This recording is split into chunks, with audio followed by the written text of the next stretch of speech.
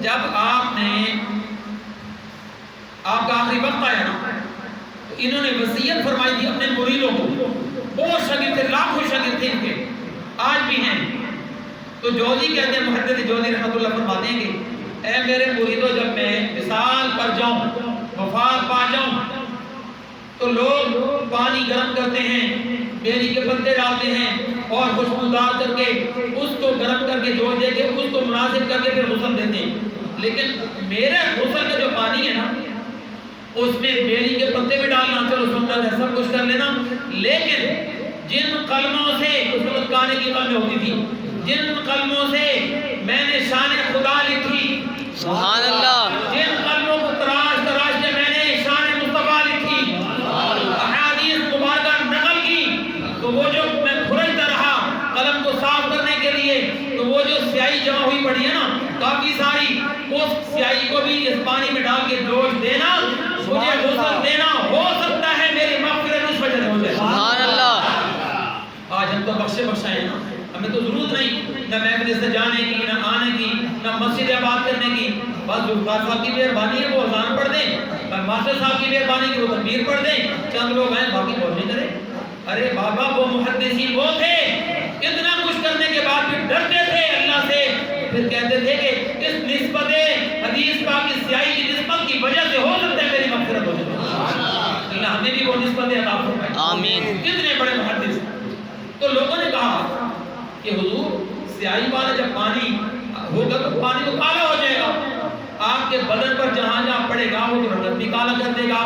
آپ نے فرمایا یہ وہ سیاہی نہیں جو کالا کرتی ہے, اس سیاہی کو حدیث مصطفیٰ کی نسبت مل گئی. سبحان اللہ. یہ خود کالی ہے, جب میرے چہرے پر پڑے گی چہرہ نکھار کے 14ویں رات کے چاند سے زیادہ چمکا دے. تو خدا کی قسم مریدین نے دیکھا جب آپ کو غسل دیا گیا تو 14ویں رات کا چاند بھی شرمارا.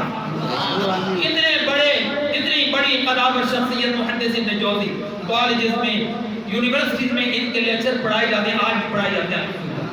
اچھا یہ تو بات کی بات ہے نا, جب غوث پاک کے ہاتھ پہ بیعت کر رہے ہیں, پہلے یہ تھا کہ اکثر لوگوں کا کو علم کا, اپنے پیر ہونے کا, اپنے جناب علامہ صاحب فہامہ صاحب ہونے کا نا ایک تکبر ہوتا ہے, ناز ہوتا تھا, نام ہوتا ہے, اس میں تکبر بھی لکھا ہے, حدیث شریف کے اندر بھی ہے.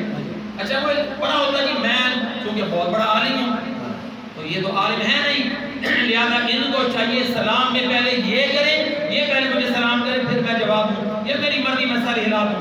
پچھلے جمعے میں نے پیر صاحب کا واقعہ آپ کو سنایا تھا. تو کسی بندے کی انسلٹ کرنا مقصود نہیں, مجھے اپنی اور آپ سب کی اصلاح کرنا مقصود ہے.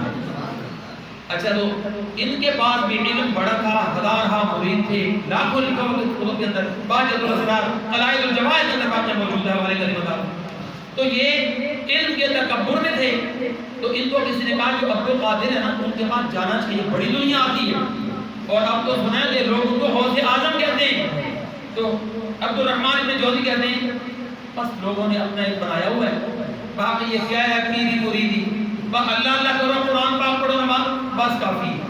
عقیدہ خراب نہیں تھا, لیکن چونکہ علم کا اتنا تکبر تھا, خمار تھا کہ ابن جوزی اتنا بڑا محدث ہو کے غوث اعظم کی بارگاہ میں جائے, لہذا یہ نہیں ہو سکتا. بہرکیف جب بار بار لوگوں نے شان غوث اعظم پر باتیں کی, ادھر سے آؤ تو شان غوث اعظم, سبحان اللہ, ادھر سے آؤ تو شان غوث اعظم, سبحان اللہ. وہ یہ کہہ رہا ہے سرکار غوث اعظم نظر کرم خدا, سبحان اللہ. کوئی جھولی پھیلا کے کہتا ہے میرا خالق کا سفر دو, میں فقیر ہوں تمہارا. سبحان اللہ. ابن جوزی نے جب اپنی آنکھوں سے دیکھا, اپنے کانوں سے سنا کہ لوگ جھولیاں باقاعدہ پھیلا, اور اتنے بڑے بڑے علماء, بڑے بڑے پیر در غوث میں جا رہے ہیں, تو لوگ مجھے بھی بار بار کہتے ہیں چلو آج ہم بھی دیکھتے ہیں وہ ہیں کیا چیز. اب یہ ہے ازمانے, یہ آگے بیٹھے تو میرے غوث 11ویں والے بڑے پیر صاحب, سبحان اللہ, جن کے جلوے ہر جگہ, سبحان اللہ. کو پتہ چل گیا. آگے بیٹھ گئے. آپ نے نا قرآن کریم کی ایک آیت پڑھی مختصر سی, ابھی میں نے خطبے میں پڑھی تھی, ان اولیاء الا المتقون. اس کی آپ نے ایک تفسیر کی، یعنی ترجمہ کر کے نا اس کو کھولا. ترجمہ شارٹ ہوتا ہے، لفظ کا مطلب ہوتا ہے یعنی ان نہ بے شک، اس طرح وہ متقو تقوی والے. تو یہ اس کی ایک تفسیر کی ٹرانسلیٹ کی ایک کی.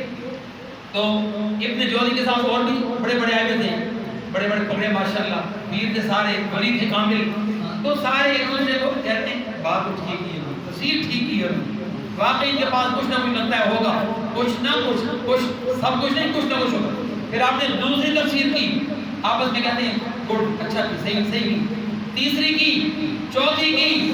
قلائد الجواہر والے لکھا ہے بڑے بڑے محدثین نے، آپ نے جب اس کی 10 تفسیریں کی نا، ایک آیت چھوٹی سی کے 10 مطلب بتائے اور ہر مطلب کمال کا، تو جوزی کہتے ہیں بالکل ٹھیک فرمایا. جب کی نا 11ویں، تو جب کی نا 12ویں شریف کے سمجھے 12ویں، تو ابن جوزی یوں ہے، یہ بھی ہو سکتی ہے، کمال ہے. پھر آپ نے غور کی 13ویں 14ویں 15ویں، وہ 11 کے بعد 41 اور کر دی. سبحان اللہ. اب کتنی ہو گئی؟ 55 ہو گئی. 53 54 55 جب ہو گئی نا، تو جوزی کہتے ہیں بھائی بات یہ ہے کہ میں کہاں غوث اعظم کہاں. سبحان اللہ. میں مان گیا، میں آج سے مرید ہوا غوث اعظم کا. سبحان اللہ. غوث اعظم پہلے فرما رہے تھے کہ ابن جوزی آزمانے آیا ہے، شان رسالت کو آزمانے آیا ہے. اچھا یہ یہاں سے مرید بن گیا، غلام بن گیا. پھر عشق مصطفیٰ کا گورم چڑھا، جو میں نے اللہ پہلے واقعہ سنایا، اور پہلے وہ واقعہ اس لیے سنایا کہ جن پر عشق غوث اعظم کا رنگ چڑھتا ہے، اسی پر صحابہ اہل بیت کا رنگ چڑھتا ہے، اسی پر نبیوں رسولوں کی توجہ آتی ہے، مدینے والا آقا اسی پہ گرم فرماتا ہے. اب غوث اعظم رضی اللہ تعالیٰ عنہ کی شان اور بھی بڑی ہے. آپ تاجر سے بہت بڑے، آج کل ہم جیسے نکمے تاجروں کی طرح نہیں کہ دن میں 70,000 کمائے بیٹھے ہوتے ہیں، 1,000 کا نقصان ہو جائے تو منہ بسور لیتے ہیں، منہ سر نیچے کر لیتے ہیں. کوئی آ جائے لینے تو کہتے ہیں یار پہلے ہی میرا بھی 1,000 کا نقصان ہو گیا ہے، تو کتوں آ گیا. غوث اعظم درد دے رہے ہیں. تو مرید آئے جو بیڑی بیڑا لے کر گئے ہوئے تھے، جس میں بہت سارا تجارت لاکھوں اربوں کا سامان تھا.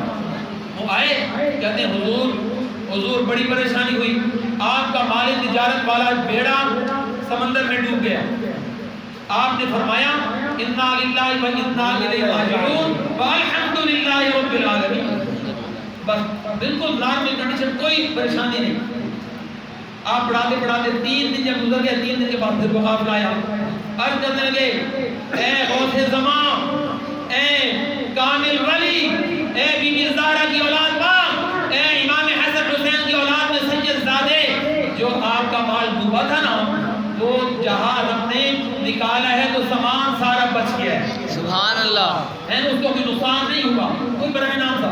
تو آپ نے فرمایا شکر الحمدللہ رب العالمین، اور پھر اپنے کام کے لکھنے پہ پڑھانے پہ لگتے، کوئی پرواہ نہیں. اتنا قیمتی لباس آپ پہنا کرتے تھے، بڑی بہت دولت کی ماشاءاللہ، اور دولت رزق حلال سے، اور ہر روز لنگر خانے میں لاکھوں روپے فقراء غرباء میں تقسیم ہوتے تھے. سبحان اللہ. بہت بڑے سخی تھے. تو بہت قیمتی لباس پہننا حضور غوث پاک کی سنت ہے. لیکن اب اگلی سنت جب میں بتاؤں گا نا تو آپ ڈھیلے پڑ جائیں گے، ڈھیلے نہیں پڑنا. بہت مہنگا ترین لباس پہننا بھی غوث اعظم کی سنت ہے، اور اگلے ہی دن اس کو اللہ کی راہ میں کسی فقیر کو دے دینا، یہ بھی غوث اعظم. سبحان اللہ. آج ایسا کوئی نظر نہیں آتا ہے. اللہ کرے ہم بھی ایسے ہو جائیں کہ دیتے بھی وہی ہیں، ان کی راہ میں جانا بھی چاہیے. سبحان اللہ. تو غوث اعظم رضی اللہ تعالیٰ عنہ آگے ابن جوزی اور بہت سارے مریدین ذرا دور پیچھے ہٹ کے ادب کی وجہ سے پیچھے بغداد کی گلیاں ہیں، اور سرکار غوث اعظم کے جلوے ہیں. سبحان اللہ. کیا مزہ ہوتا ہوگا. تو یہ جو مریدین تھے نا، یہ غوث پاک کے فرمان کے مطابق کچھ قدم پیچھے چل رہے تھے. آپ یوں کہہ سکتے ہیں کہ چند گز پیچھے.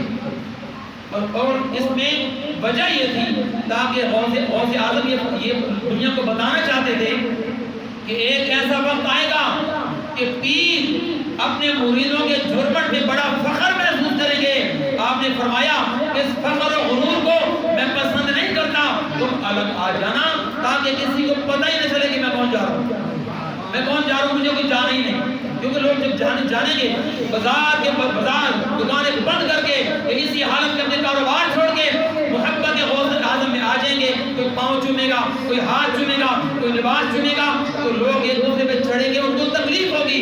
ان کو اللہ والوں کو مخلوق خدا کے آرام کا کتنا خیال ہوتا ہے۔ بے شک سبحان اللہ۔ ایک منٹ سنیں، اب غوث اعظم آ گیا کہ چہرہ مبارک لپٹا ہوا اور چادر ہے یمن کی پہنی ہوئی، جو آج کے دور میں 2-2.5-3 لاکھ سے کم نہیں ہوگی، اس سے بھی زیادہ ہوگی، درمیان کی چادر، چہرہ لپٹا ہوا ہے۔ پیچھے سے ایک ڈاکو آیا، اس نے چادر کو لیا پکڑ، بس چند سیکنڈ چادر پکڑی، نیت یہ تھی کہ یہ اتنی قیمتی مہنگی ہے، پکڑ کے جھٹکا دے کے کھینچوں گا اور لے جاؤں گا، 3-4 لاکھ مفت کے آ جائیں گے، موج کروں گا، بیوی بچے موج اڑائیں گے۔ ڈاکو تھا، اس نے جو پکڑا نا، غوث اعظم نے اوپر دیکھ کے فرمایا یا اللہ اس نے پکڑا تو ہے اس نیت سے، لیکن میری گزارش یہ ہے کہ میرے نبی پاک ناجان کے وسیلے سے اس نے میرا